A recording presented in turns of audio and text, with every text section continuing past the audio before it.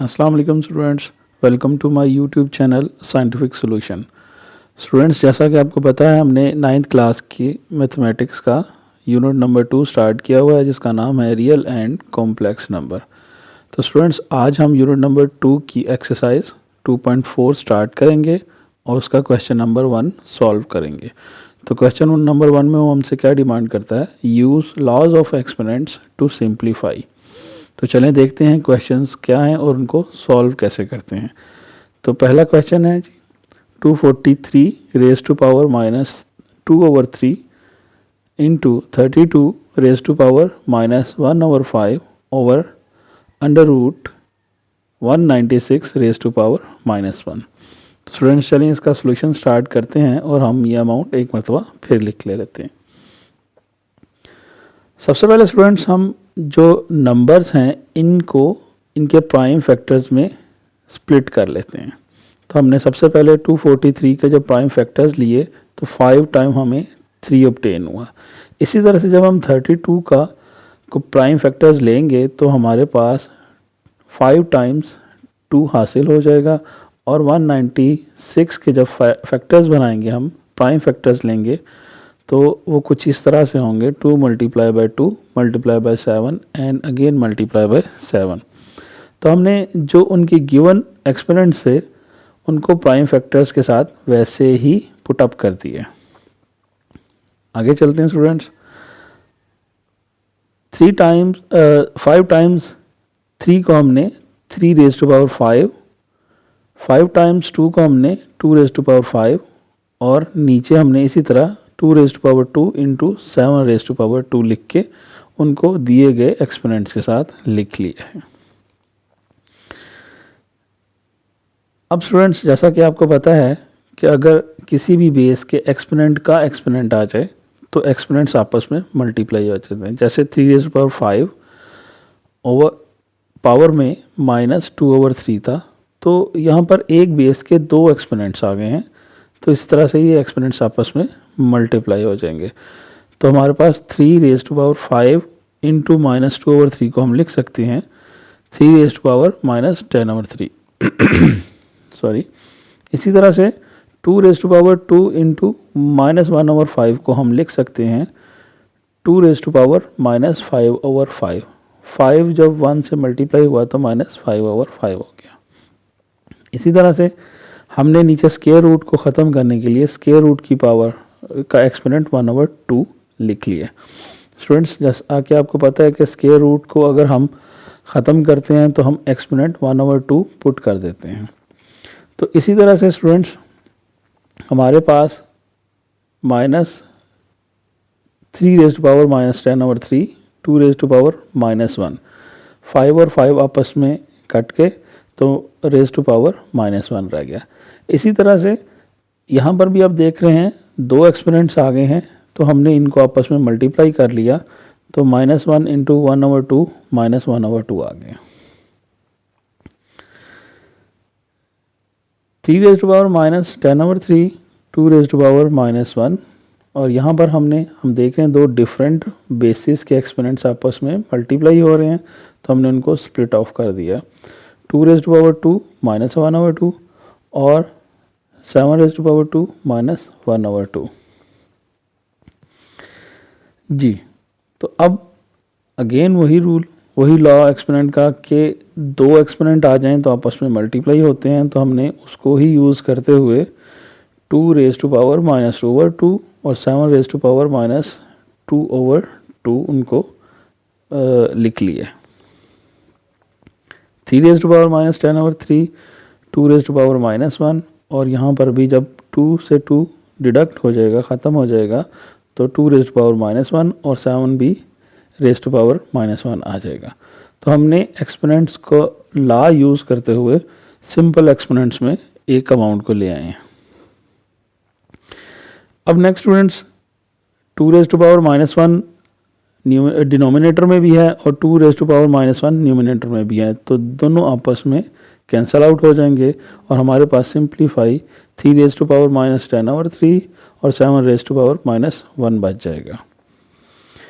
तो स्टूडेंट्स, हम क्या करते थे, एक लॉ ऑफ एक्सपोनेंट को यूज़ करेंगे जिसमें हम दी गई रकम का एक्सपोनेंट ले लेंगे, और सॉरी रेसिप्रोकल ले लेंगे, ताकि हम जितने भी नेगेटिव एक्सपोनेंट्स हैं उनको पॉजिटिव में कन्वर्ट कर सकें। तो हम क्या करेंगे कि राइट हैंड साइड पे हम रेसिप्रोकल ले लेंगे इक्वेशन की राइट हैंड साइड पे। तो हमारे पास जो चीज़ आ जाएगी वो 7⁻⁻⁻1, क्योंकि इसका एक्सपोनेंट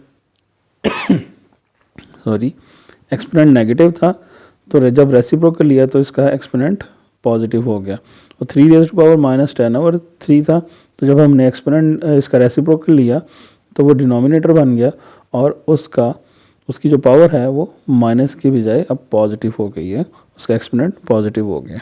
तो अब हम इसको मज़ीद सिंप्लीफाई करेंगे। तो स्टूडेंट, जैसा कि आपको पता है, हम 10 को लिख सकते हैं 9+1। तो हमने 10 को स्प्लिट करके 9+1 कर लिया। अब हमने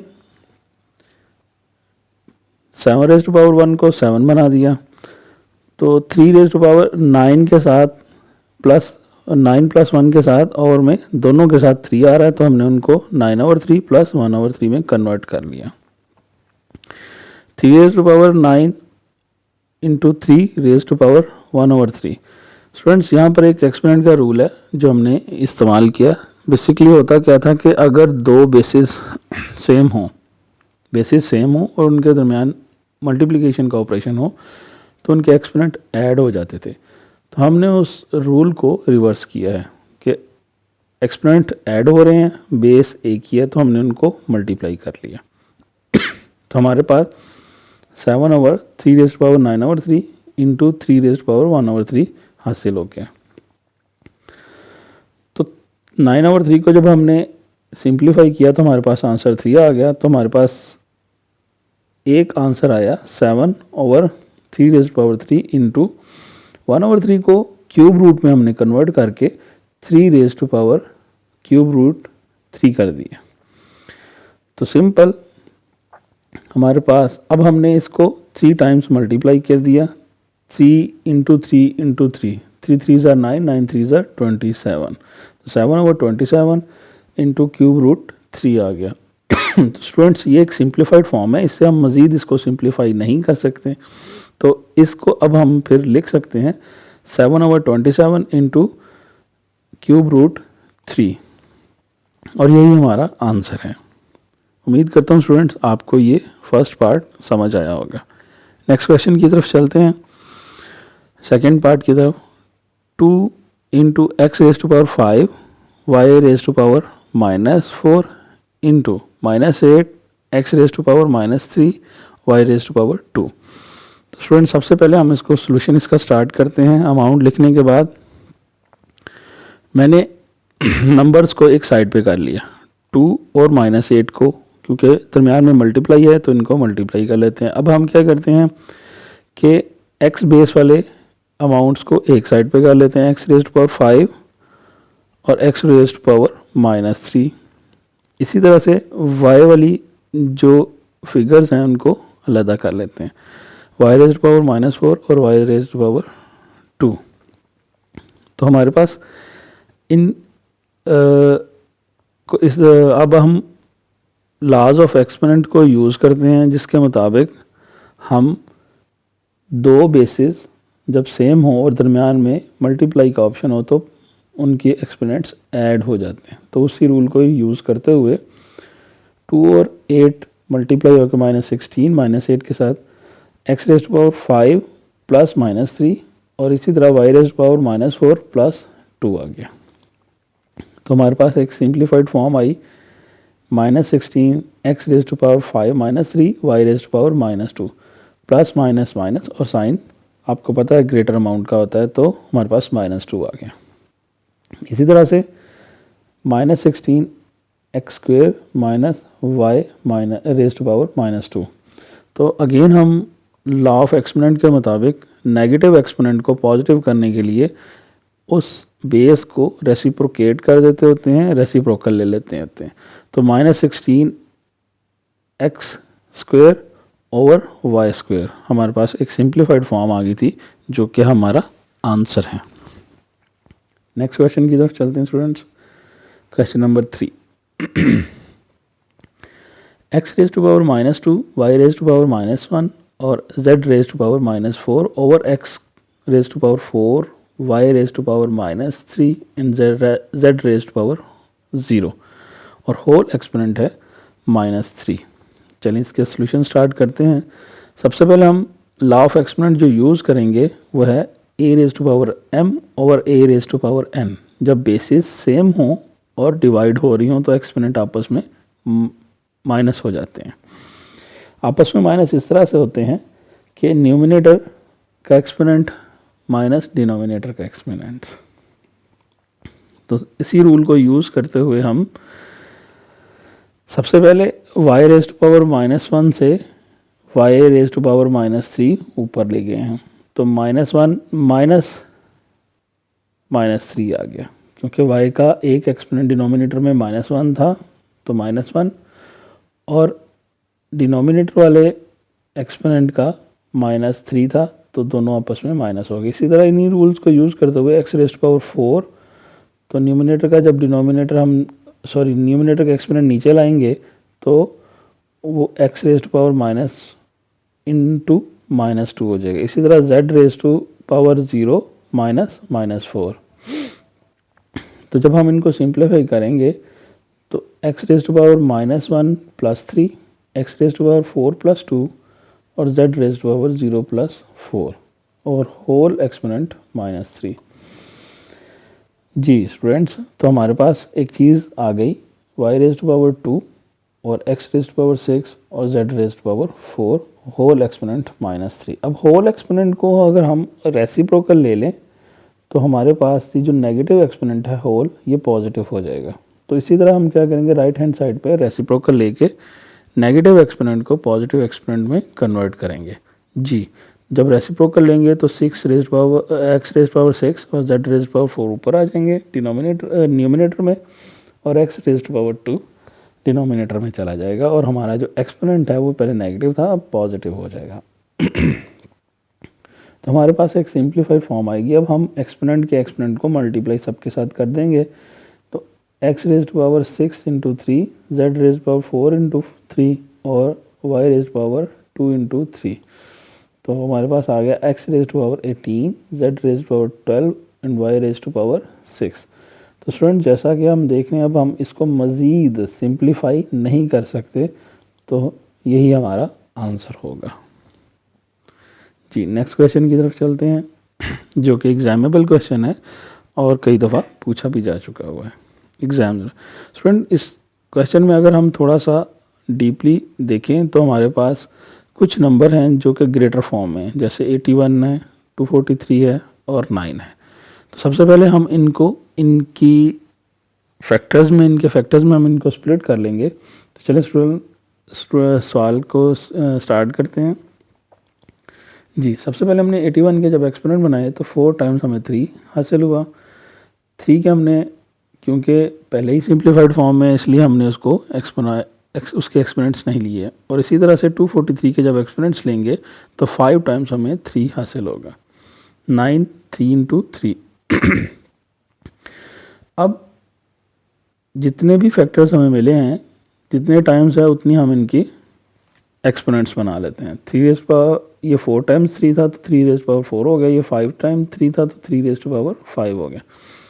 इसी तरह 3 × 3 को हम 3 स्क्वायर लिख लेंगे।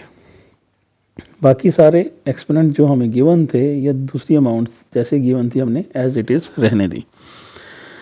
तो हमारे पास जो ऑब्टेन हुआ 3 raise to power exponent into exponent हो तो एक्सपोनेंट आपस में मल्टीप्लाई होते हैं। 4 × n 4n, 3 raise power 4n into 3 raise power 5 minus 3 raise power 4n -1 into 3 raise power 5। इसी तरह से 2 × 2n को हमने 3 रेज पावर 4n बना लिया और 3 रेज पावर 3 तो पहले से ही मौजूद था। अब स्टूडेंट्स, आप देख रहे हैं कि हमारी पूरी एक अमाउंट वो 3 के एक्सपोनेंट्स में आ गई है। चलें इसको मज़ीद सिंप्लीफाई करते हैं लॉ ऑफ एक्सपोनेंट्स के मुताबिक। अब हम जो लॉ ऑफ एक्सपोनेंट यूज़ कर रहे हैं कि बेसिस सेम हो और उनके दरमियान मल्टीप्लिकेशन का ऑपरेशन हो तो उनके एक्सपोनेंट्स ऐड हो जाते हैं। तो हम वही ऑपरेशन, अब बेसिस सेम है तो इनके एक्सपोनेंट्स ऐड हो जाएंगे। 4n प्लस 5 हो जाएगा, minus 3 raise to power 4n minus 1 into 3 raise to power 5 था, तो 3 raise to power 4n minus 1 plus 5 हो जाएगा। और नीचे 3 raise to power 4 into 3 raise to power 3 था, तो 3 raise to power 4n plus 3 हो गया। जी स्टूडेंट्स, नेक्स्ट है जी, हमारे पास एक सिंप्लीफाई फॉर्म आई है 3 raise to power 4n plus 5 minus 3 raise to power 4n plus 3 और 3 into 3 raise to power 3 raise to power 4n plus 3। तो स्टूडेंट्स अब हम कोशिश करके इसको मज़ीद सिंप्लीफाइड फॉर्म में लेके आएंगे। जी, हमने क्या किया, हमने अगेन स्प्लिट किया, क्योंकि 3 raise to power 4n plus 3 denominator में है, तो हम कोशिश करेंगे ऊपर भी कुछ इसी तरह से एक फॉर्म बना लें ताकि हम इसको कैंसिल आउट कर सकें। तो हमने क्या किया, 3 raise to power 4n plus 3 में से 3 स्प्लिट करके अलहदा कर लिए और 3 स्क्वायर अलहदा कर लिया। तो हमारे पास क्योंकि 4n प्लस 5 था, इसलिए 4n प्लस 3 रह गया इंटू 3 स्क्वायर अलहदा हो गया। इसी तरह से 3 raise to power 4n plus 4 है, तो उसमें से 3 raise to power 4n plus 3 अलहदा कर लिया और 3 रेज़ टू पावर 1 अलहदा कर लिया। अब ऊपर दो टर्म्स में से 3 raise to power 4n plus 3 common है, तो हम उनको कॉमन ले लेंगे। 3 raise to power 4n plus 3 common आ गया, तो हमारे पास पहली टर्म में से जो बचा है वो 3 रेज़ टू पावर 2 और माइनस सेकेंड टर्म में से 3 रेज़ टू पावर 1 बचा था, वो हमने अलहदा कर लिया। तो students 3 raise to power 4n plus 3 और 3 रेज़ टू पावर डिनोमिनेटर में और न्यूमिनेटर में आपस में कैंसिल आउट हो गए, तो हमारे पास एक क्या बचा, 3 raise to power 2 minus 3 raise to power 1। जैसा कि आपको पता है 3 रेज़ टू पावर 2 को हम क्या करेंगे, 3 इंटू 3, तो जो कि 9 आ जाएगा, और माइनस 3 रेज़ टू पावर को हम 3 ही कंसीडर करेंगे। तो हमारे पास आंसर आ गया 6, जो कि एक सिंप्लीफाइड फॉर्म है। तो उम्मीद करता हूँ स्टूडेंट्स आपको क्वेश्चन नंबर के 1 के चारों पार्ट्स अच्छी तरीके से समझ आ गए होंगे। फिर भी अगर आपकी कोई क्वेरी हो, कोई क्वेश्चन हो, तो आप मुझे कमेंट में लिख सकते हैं। मेरे चैनल को लाइक करें, सब्सक्राइब करें और बेल आइकन को प्रेस करें ताकि हर आने वाली अपडेटेड वीडियो आप तक पहुंच सके। मेरी वीडियो देखने का बहुत बहुत शुक्रिया। अगली वीडियो के साथ आपके साथ फिर इंशाल्लाह आपकी खिदमत में हाजिर रहूँगा। तब तक के लिए इजाज़त दीजिए। अल्लाह हाफ़िज़।